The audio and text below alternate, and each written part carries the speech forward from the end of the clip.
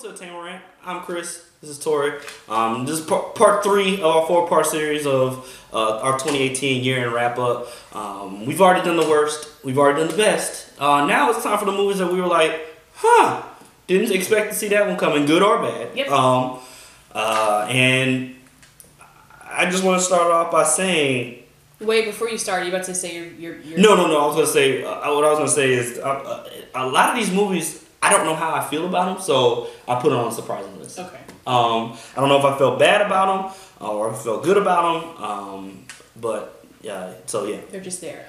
So before we start, I want to say my first two because I know for a fact that you have not and will not see these movies. Okay. But these movies that surprised me, Mm-hmm. and the first one I saw was actually the very first movie that I saw of 2018, and that was The Maze Runner 3, The Death Yeah, I won't Cure. say that. I know I won't say I that. actually was surprised by this movie. I liked the first one. I thought the second one was okay. I am slowly but surely getting into the books. But I actually enjoyed that movie quite a bit. It made me cry at the end. I like Dylan O'Brien, and that surprised me. I know nobody saw it, but I saw it, and I thought it was quite good. Another movie that I saw this year, 2018, that came out like around March. I actually saw it for free with a bunch of gay folks, and it was awesome. And that was Love, Simon. Ha! If Gay! you haven't seen Love, Simon, Shout out to the gay community. I just love that meme. right. First of all, Love, Simon is a really nice movie. It's a really nice coming of age story, but also a coming out story, pun intended. That's not really pun, but anyway, the movie itself. Me and my friend actually saw this movie like twice in the theater, and then just like a third time just like on streaming and stuff like that. And when we first saw the movie, we had absolutely no idea who the guy that he was talking to in the movie. The second time we saw it, it's so obvious who he's talking to that you're kind of like, damn, I feel like a dumbass for not realizing that who he's talking to was literally right there the entire time. But anyway, very good movie. Surprised me about how much I actually really liked that movie, and it low-key made me cry. So yeah, Love, Simon, and The Maze Runner 3, those are my first 2 movies of my surprise list. Let's talk about some stuff that surprised me. The first off the top, actually, I want to lump these two together because they're both comedies. Yeah. I thought that they were going to be funny, but I didn't know they were actually going to be like good movies. And that was Game Night and Blockers. More Blockers than Game Night. Yeah. Blockers I thought was going to be like, I was like, that's going to be super social justice warriory. It's going to be super cucked out.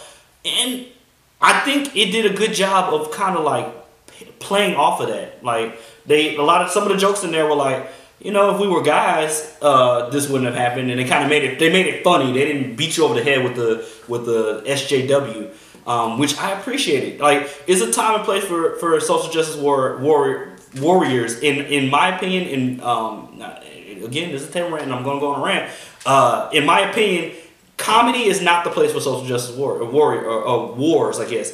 My whole life, I've gained my political commentary from comedians, whether it's Dave Chappelle, George Carlin, Chris Rock, whatever have you. And so their opinions are offensive, and we just saw Chris Rock last week getting in trouble. Yeah, for something that is one of Chris Rock's jokes. Like, it's like if you had to say the most iconic Chris Rock joke it's probably niggas versus black people, and that's what they were talking about. But the fact that this generation of people on the internet are just so fucking retarded. Yes, I said retarded.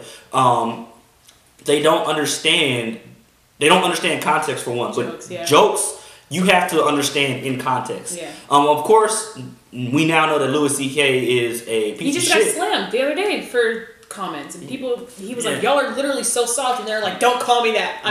I'm soft, I can't handle this joke. I like Louis C.K. I don't think he's the greatest, but I appreciate his comedy. Bill Burr, Daniel Tosh. Bill Burr is probably... He's one of my favorites. He might be the GOAT.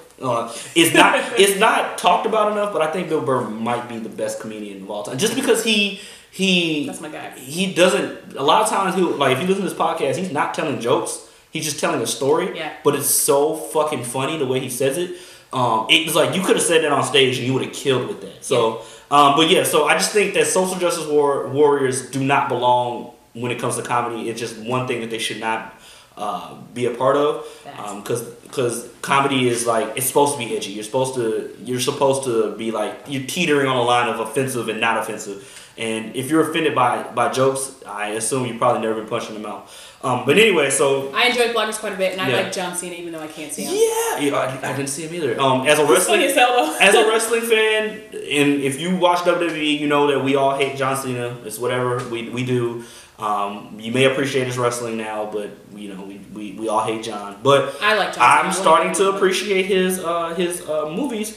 Just kind of jumping forward because I want to say Bumblebee was surprisingly not trash. I haven't seen it. After we've seen all these Transformers movies, and very hit or miss. Especially the last two were terrible. Bumblebee was good. Now I have questions like, is it supposed to be a reboot because it does not follow the storyline that's already been put set? But it was a good movie. Was that Starscream in that movie? Because everyone in the trailer was like, I can't tell if that's who you referring to. He turns into a plane. Obviously, or jet. Is that actually him in the movie, or he's actually in it? But when they're on Cybertron, I believe. But I don't think he's in the movie as far as when they're on Earth. Okay. There are people in trailers who are like, I think that's him, and I'm like, I don't know, y'all. Yeah, Bumblebee was solid. Born yet, I don't. Yeah, Bumblebee was solid. Haven't seen it. And I kind of jumped ahead with Bumblebee, but Game Night Blockers. Those are also my surprises. Yeah, I watched those back to back. Actually, I got them on Redbox, and I enjoyed them quite a bit. I think I like Blockers a little bit more. Maybe that's just that I like John Cena. Yeah, I think I like Blockers a little bit more. But Game Night I thought was really funny, especially at the end where they were like that like box thing that was going up the ramp, and you're expecting it to go really fast and then shoot down. It was literally just. And he was like, "This is going so slow." Very funny movie. Yeah, it was. It was like it made it like a lot of times with comedies where they're trying to throw in like action, it is like kind of corny, but it was pretty good. Yeah. And now this is the one movie that's going to end up on both the bad list and surprising, and that was Deadpool 2. I was actually surprised at how bad it was. Yeah, see, I have a surprise / bad. Yeah, I've already talked about it. We've both already talked about it in the last video, so I'm not going to stay on it. We also have a commentary video on it. Yeah, we do actually. Deadpool, it's like an hour long. Yeah, it's on there. Way too long. We don't really talk about Deadpool. Yeah. Anyway, Deadpool 2, and actually that is what ended up making us want to start like doing reviewing movies. Was that review? Deadpool 2 just. I actually missed one. Beginning of the year, The Commuter. Have you seen that? No, that was with Jackie Chan. No, The Commuter was with Liam Neeson. Then what was Jackie Chan in? I mean, what is he not in? That guy is also. I want to give him like. He was in something where his daughter got blown up. Oh yeah, I wanted to see that, and I never ended up doing it. I don't know if that was 18 or not. Yeah, I know what you're talking about. I don't know if I ended up seeing it, but yeah, The Commuter was actually pretty solid. The Foreigner. That's what it's called. Yeah. Okay. Yeah. Anyway. I'll take your word for it. Yeah, The Commuter. It was actually ended up being a pretty good movie. It wasn't. It was more than just we're at home watching something on a rainy day type of thing. Commuter actually ended up being pretty good. Nice. So yeah. Another one that's on my surprise list that we reviewed this movie when it first came out, and I think we were like, it was good. Mm-hmm. But after thinking about it after a few days, and I'm like, fuck, I wish we could change our minds. Mm-hmm. And that is Incredibles 2. Yeah, wow, that's on my list too. I literally wrote here, it's low-key kind of bad. Like, thinking back on it, I remember seeing The Incredibles 1 in theaters in 2004 when it first came out. Yeah. And I rewatched the movie again a couple days before we saw this one just to get my excitement out. And I like the fact that it does pick up where it lays off, but it's just everything that happens after that. I was watching this movie and I was like so excited to see the Incredible family again. But then afterwards I went home and I was like, I don't like this movie actually. Yeah, and that's another movie where it's like y'all try to appease the social justice warriors. Like, let's put it this way. The first one came out in 2004 and it was made by people like for audiences of 2004. For it to happen in the next day in the storyline, like it literally picks up the next day, and all of a sudden we have this social justice warrior type of vibe to it. It kind of can kill a movie. Yeah, especially since the movie itself, I don't know what time period it is, but it has like a 60s, 50s feel to it. Yeah. So I feel like. Yeah, it kind of. Yeah, I mean, it's on my surprising list because it was not. It's solid. It just wasn't worth sitting around waiting. 12 years for it to come out? It was like, so it kind of, and I just want to put it out there when it comes to like historical movies, social justice warrior, like trying to appease the social justice warrior is only going to end up like pissing, for me and maybe you, pissing me off. As a person that loves history, I appreciate a movie that is historically accurate. Yeah. We'll probably talk about that in our anticipation movies. Because it was a movie that that you're probably gonna have. Oh yeah, for sure. Because I think if you make it if you don't make it historically accurate, you're basically shitting on the legacy of the people that were in that time period. For example, if we make a movie that was based in the 1920s and it's about we'll go army platoon, and they have two white guys, a black guy, a woman, and an Asian in the same platoon, it's like, okay, maybe this might have happened, maybe. But the fact of the matter is, to this day, women really don't get combat roles as much as I'm sure they would like to. We want to have equal until you get blown up, until the Titanic is sinking. Support the troops. That's all I'm saying. Yeah, support the troops. But Titanic. But for the most part, when it comes to historical films, like I feel like you're shitting on the legacy of the people that fought for the freedoms that we now have. I don't want to see a Martin Luther King movie where it's Martin Luther King played by Asian because we want to and that's no disrespect to Asians. I just use that as the first ethnic group I could think of. It could have been. I don't want to see Martin Luther King played by a black woman because we're trying to appease a certain audience. Right. Scarlett Johansson's gonna play. Yeah, Scarlett Johansson's gonna play him and his wife. She's gonna do a double role. So I kind of feel like we got off topic. No, we didn't, because you were speaking of Asians, and another surprising movie that came out in 2018 that I enjoyed, even though I know some people didn't like it, and that is Crazy Rich Asians. I heard nothing but negativity. I am a hopeless romantic, so perhaps I was just in there. Feeling single as fuck. There's a woman who was sitting right next to me, and her and I were both crying at the scene where the two characters get married. Not the main characters, but their friends get married. First of all, it's the most dramatic ass, over the top, expensive wedding I've ever seen. Like the bitch comes out in like water, and there's like petals and shit. She's got like this mermaid dress on. She looks absolutely beautiful. Don't get me wrong. It was the most beautiful thing I've ever seen in a movie, because you're supposed to be focusing on the two people that are getting married. Instead, you're watching Rachel and Nick, who are the main characters, and how they're looking at each other. And the Elvis song, "Can't Help Falling in Love with You," there's a cover of that. Say what you want about Elvis. Yeah, right. I love that. I love that song. I love a lot of Elvis music. I don't can't say support what he does in his personal life, but his music is really nice, even though half of it was stolen. But I did enjoy Crazy Rich Asians quite a bit. We talked about this in another video, but this was another one of those movies that came out this year that was important, I think, for diversity. Regardless if you think the movie is bad or you think the movie is good, it does a lot for the Asian community, I think. I don't know how other people feel. Well, actually, I have an Asian friend. I don't want to sound like, hey, I got a black friend. I can't be racist, but I have an Asian friend, and he was just like, just because it's Asian doesn't mean it's a good movie. He was like, I would have preferred that. I mean, of course, he's a guy, so, it wasn't really tailored to guys, Asian or not. But he was like, I would have preferred that they would have made a good movie first. Right. So just by putting Asians in a bad movie does not make you think like, oh, yeah, that's good. But it is what it is. So. But I do think it's nice. And the actor, Henry Golding, who plays Nick, is... fucking gorgeous. First of all, shout out to him. He's married though, so I can't get in there. But the point is that he's actually on another one of my movies this year, another one of my surprise list, and that is A Civil Favor. I never saw that. I actually saw that right before I saw The Predator, which is also on my list. Okay. Which is actually the next on my list, funny enough. But yeah, I saw Civil Favor. That's with Blake Lively and Anna Kendrick. I like Blake Lively, so that's really the only reason why I went to go see it, because I like her a lot. But that movie was actually...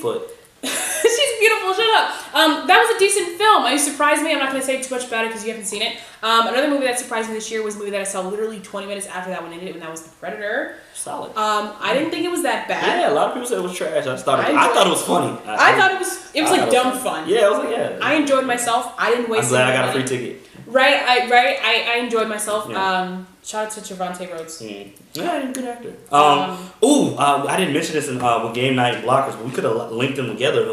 Tag, solid comedy. Yeah, Tag was good. Yeah, it was. It made you feel a little bit. And it was actually pretty good. I like the way they shot it. It made playing tag seem like an action movie. Yeah, and the fact that it's based off an actual people who play tag. I wish my friends could be that organized. Right, we can barely get a text back. Yeah, right. Another movie that I saw this year that you didn't see, Okay. You probably won't ever see it, and The Hate You Give is what I'm talking about. Yeah. The reason I won't see that, and I wanted to see it because hashtag support black. No, fuck that.